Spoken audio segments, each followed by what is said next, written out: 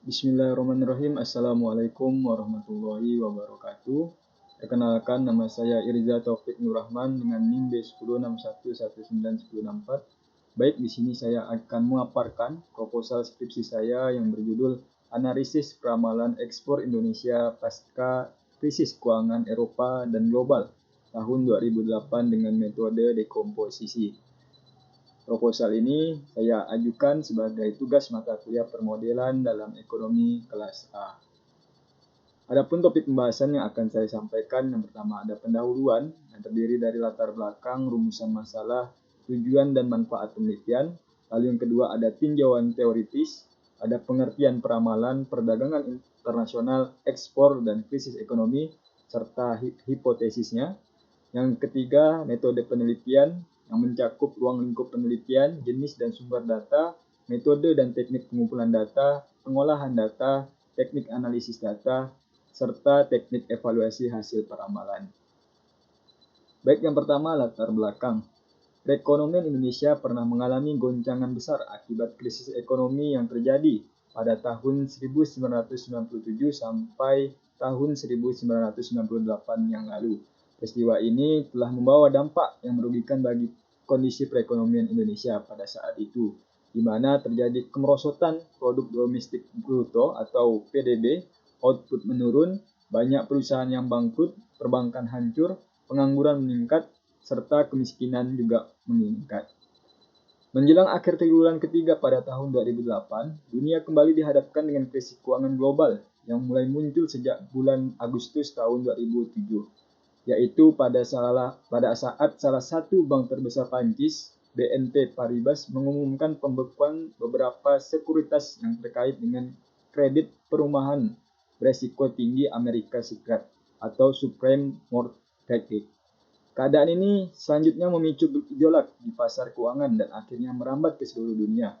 Intensitas krisis semakin membesar akibat bangkrutnya bank investasi terbesar Amerika Serikat, yaitu Lehman Brothers, yang diikuti oleh kesulitan keuangan yang semakin parah di sejumlah lembaga keuangan berskala besar di Amerika Serikat, Eropa, dan Jepang. Dikutip oleh Outlook Ekonomi Indonesia pada tahun 2009 sampai 2014, edisi Januari 2009. Menjelang berakhirnya krisis ekonomi global periode 2008, ekonomi zona Eropa sebenarnya sudah mulai menunjukkan gejala akan mengalami krisis besar karena masalah utang pemerintah Yunani yang tidak terbayarkan, sehingga menyebabkan defisit keuangan pemerintah. Keadaan ini memicu terjadinya krisis di zona Eropa pada tahun 2011. Adanya krisis keuangan yang dihadapi global dan Eropa ini tentu akan berdampak juga terhadap kondisi perekonomian di Asia, termasuk Indonesia, karena mengingat bahwa perekonomian Indonesia yang saat ini semakin terbuka. Adapun dampak krisis keuangan tersebut bagi Indonesia diantaranya berdampak terhadap pasar keuangan Indonesia yang menyebabkan harga saham menurun, nilai tukar juga mengalami penurunan, terjadinya pengetatan kreditan, serta terjadinya kenaikan yield sun atau surat utang negara. Selain itu berdampak juga terhadap ekonomi domestik yang mana lebih dirasakan oleh sektor real, di mana terjadi penurunan volume dan nilai ekspor, pendapatan masyarakat melemah, investasi menurun. Keadaan ini juga menyebabkan kebutuhan pembiayaan pemerintah meningkat dan pada akhirnya akan memicu terjadinya peningkatan inflasi. Adapun rumusan masalah, pada penelitian ini penulis mencoba untuk meneliti bagaimana dampak krisis keuangan Eropa dan global terhadap ekonomi domestik Indonesia, khususnya terhadap ekspor Indonesia. Adapun tujuan dan manfaat penelitian ini berdasarkan fenomena yang terjadi, maka tujuan penelitian ini adalah untuk menganalisis peramalan nilai ekspor Indonesia pada sektor pertanian, industri, pertambangan, serta tingkat kelayakan dalam peramalan nilai ekspor Indonesia secara agregat pada Januari 2002 sampai dengan Desember 2011 dengan menggunakan metode dekomposisi. Lanjut kita masuk ke tinjauan teoritis. Yang pertama ada pengertian peramalan, perdagangan internasional, ekspor, dan krisis ekonomi. Yang pertama A. Peramalan.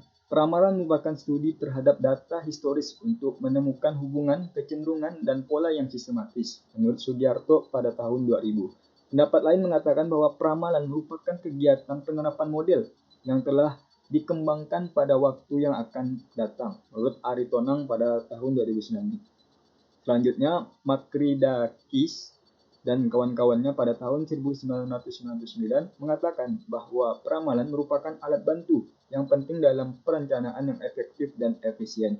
Dari beberapa definisi di atas, maka dapat diambil suatu kesimpulan bahwa untuk melakukan suatu peramalan, dibutuhkan adanya data, pola atau hubungan atas kejadian yang diamati, serta model peramalan.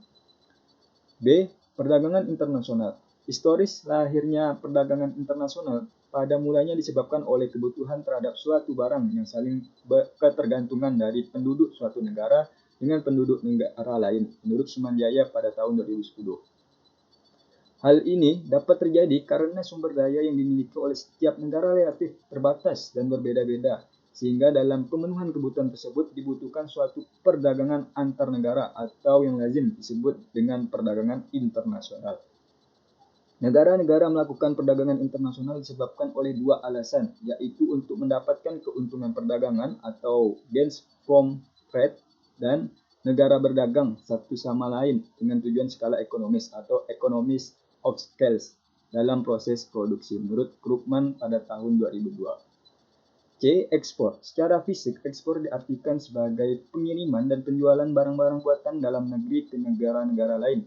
Pengiriman ini akan menimbulkan aliran pengeluaran yang masuk ke sektor perusahaan. Dengan demikian, pengeluaran agregat akan meningkat sebagai akibat dari kegiatan mengekspor barang dan jasa. Dan pada akhirnya keadaan ini menyebabkan peningkatan dalam pendapatan nasional, menurut Sukirno pada tahun 2004. Dalam pengertian lain, ekspor merupakan upaya melakukan penjualan komoditi yang kita miliki kepada bangsa lain atau negara asing dengan mengharapkan pembayaran dalam valuta asing, serta melakukan komunikasi dengan memakai bahasa asing. Kegiatan ekspor merupakan suatu hal yang penting dilakukan untuk meningkatkan pertumbuhan ekonomi suatu negara. Selanjutnya, menurut Todaro pada tahun 2000, mendefinisikan ekspor sebagai kegiatan perdagangan yang memberikan rangsangan guna menumbuhkan permintaan dalam negeri yang menyebabkan tumbuhnya industri dan pabrik besar bersamaan dengan struktur politik yang stabil dan lembaga sosial yang efisien. Yang D, ada krisis ekonomi. Krisis ekonomi dapat didefinisikan sebagai suatu situasi di mana ekonomi dari sebuah negara mengalami penurunan secara mendadak yang disebabkan oleh suatu krisis keuangan. Krisis keuangan itu sendiri terjadi pada saat dalam ekonomi atau negara jumlah permintaan uang melebihi jumlah penawaran uang, menurut Tambunan pada tahun 2011. Krisis ekonomi dapat berupa resesi atau depresiasi. Perbedaan kedua hal ini terletak pada jangka waktu atau lamanya suatu krisis yang terjadi. Suatu negara dikatakan mengalami resesi apabila penurunan produk domestik bruto atau PDB-nya berlangsung selama 6 bulan atau 2 semester berturut-turut. Resesi ekonomi pada umumnya berlangsung tidak lebih dari 1 tahun dan efeknya lebih ringan dari depresi. Dalam kenyataannya, jenis krisis sangat ditentukan oleh sumbernya. Menurut Tambunan pada tahun 2011, ada beberapa jenis krisis, di antaranya krisis produksi, krisis perbankan, krisis nilai tukar, krisis perdagangan, dan krisis modal. Adapun hipotesis, peramalan nilai ekspor sektor pertanian, industri pertambangan, serta agregat ketiga sektor yang dilakukan dengan metode dekomposisi untuk periode Januari 2012 sampai dengan Desember 2017 ke depan diduga menghasilkan nilai ekspor yang cenderung menurun. Dan adapun hasil pengukuran tingkat akurasi peramalan nilai ekspor Indonesia secara agregat dengan metode dekomposisi diduga menghasilkan hasil yang baik. Selanjutnya ada metode penelitian. Yang pertama, ruang lingkup penelitian. Penelitian ini menganalisis tentang peramalan nilai ekspor sektor pertanian, industri, pertambangan, agregat ketiga sektor Indonesia pasca krisis keuangan Eropa dan global tahun 2008 dengan metode dekomposisi selama periode Januari 2011 sampai dengan Desember 2017 ke depan. Sedangkan untuk mengetahui tingkat kelayakan hasil peramalan, penulis menggunakan data agregat nilai ekspor Indonesia pada periode Januari 2002 sampai dengan Desember 2011. Yang kedua ada jenis dan sumber data. Jenis data yang digunakan dalam penelitian ini adalah data sekunder. Data sekunder merupakan data yang diperoleh langsung dari instansi-instansi resmi atau publikasi-publikasi resmi. Dalam penelitian ini, data yang digunakan adalah data perkembangan nilai ekspor Indonesia pada sektor pertanian, industri, dan pertambangan dari periode Januari 2002 sampai dengan Desember 2011. Adapun sumber data ini diperoleh dari www.kemendak.go.id. Yang ketiga ada metode dan teknik pengumpulan data. Metode pengumpulan data yang digunakan dalam penelitian ini adalah metode studi kepustakaan atau library research. Sedangkan teknik pengumpulan data yang digunakan dalam penelitian ini adalah dengan melakukan pencatatan langsung berupa data urut waktu atau time series selama periode Januari 2002 sampai dengan Desember 2011 dari www.kemendak.go.id. Dan yang keempat ada pengolahan data. Dalam penulisan penelitian ini penulis menggunakan program Microsoft Word 2007. Sedangkan untuk analisis datanya, penulis menggunakan program komputer Minitab 16 untuk meramalkan nilai ekspor Indonesia baik di sektor pertanian, industri, pertambangan, serta agregat dari ketiga sektor ini dengan metode dekomposisi untuk periode Januari 2012 sampai dengan Desember 2017 ke depannya. Adapun yang kelima ada teknik analisis data. Dalam penelitian ini penulis menggunakan metode dekomposisi. Metode ini merupakan metode peramalan yang mengidentifikasikan tiga komponen secara terpisah sebagai pola dasar yang menggambarkan karakteristik ekonomi dan bisnis sepanjang waktu tertentu. Adapun ketiga komponen yang dimaksud adalah kecenderungan atau tren, siklik atau cyclical, dan faktor musiman atau seasonal factor. Menurut Gaspers pada tahun 1991, data yang muncul dalam metode dekomposisi disebabkan oleh data sama dengan pola atau model plus ditambah galat atau error sama dengan F yang terdiri dari tren, siklik, musiman ditambah galat. Konsep dasar dari metode analisis dekomposisi adalah pertama, memisahkan secara empirik pengaruh dari faktor musiman, kemudian pengaruh tren, dan terakhir adalah pengaruh siklik. Faktor galat merupakan sisaan, maksudnya itu selisih antara data aktual dan model, tidak dapat diperkirakan tetapi dapat diidentifikasikan. Secara umum, model matematik dari pendekatan dekomposisi adalah YT sama dengan F yang terdiri dari IT, PT, CT, ET, di mana YT yaitu nilai deret waktu atau data aktual pada periode T, IT yaitu komponen atau indeks musiman pada periode T, PT komponen tren pada periode T, CT atau komponen siklik pada periode T, dan ET yaitu komponen galat pada periode T. Metode dekomposisi mempunyai dua sifat, yaitu model dekomposisi aditif dan model dekomposisi multiplikatif.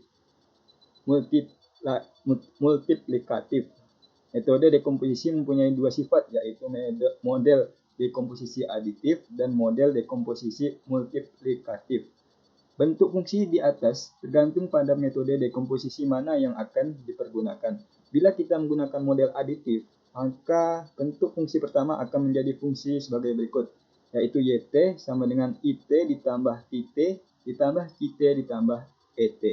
Namun bila kita menggunakan metode dekomposisi bersifat multiplikatif, maka fungsinya menjadi YT sama dengan IT dikali TT dikali CT dikali ET. Dalam penelitian ini, penulis menggunakan metode dekomposisi yang bersifat multiplikatif. Yang keenam ada teknik evaluasi hasil peramalan. Evaluasi hasil peramalan digunakan untuk mengetahui tingkat kelayakan dalam suatu peramalan. Menurut Arshad pada tahun 1995 ada beberapa teknik untuk mengevaluasi hasil peramalan. Di antaranya yang pertama ada mean absolute deviation atau MAD atau simpangan absolut rata-rata. MAD ini sangat berguna jika seorang analis ingin mengukur kesalahan peramalan dalam unit ukuran yang sama seperti data aslinya. Yang kedua ada mean square error atau MSE atau kesalahan rata-rata kuadrat. Pendekatan ini penting dilakukan karena menghasilkan kesalahan yang moderat yang lebih disukai oleh suatu peramalan yang biasanya menghasilkan kesalahan yang lebih kecil tetapi kadang-kadang menghasilkan kesalahan yang sangat besar. Yang ketiga ada mean absolute percent error atau MAPE atau persentase kesalahan absolut rata-rata. Pendekatan ini sangat berguna jika ukuran variabel peramalan merupakan faktor penting dalam mengevaluasi akurasi peramalan tersebut. MAPE memberikan petunjuk seberapa besar kesalahan peramalan dibandingkan dengan nilai sebenarnya dari series tersebut.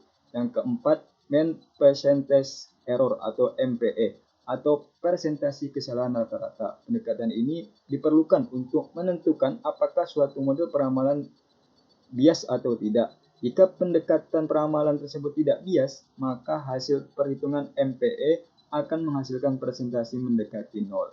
Untuk mengetahui evaluasi hasil peramalan dengan menggunakan metode dekomposisi dari periode Januari 2002 sampai dengan Desember 2011, maka penulis memilih menggunakan metode MAPE atau Mean Absolute Percentage Error atau persentase kesalahan absolut rata-rata. Baik, mungkin itu saja yang dapat saya sampaikan. Kurang lebihnya dari awal hingga akhir, jika banyak kata-kata yang salah dari diri saya minta maaf yang sebesar-besarnya. Sekian dan terima kasih. Wassalamualaikum warahmatullahi wabarakatuh.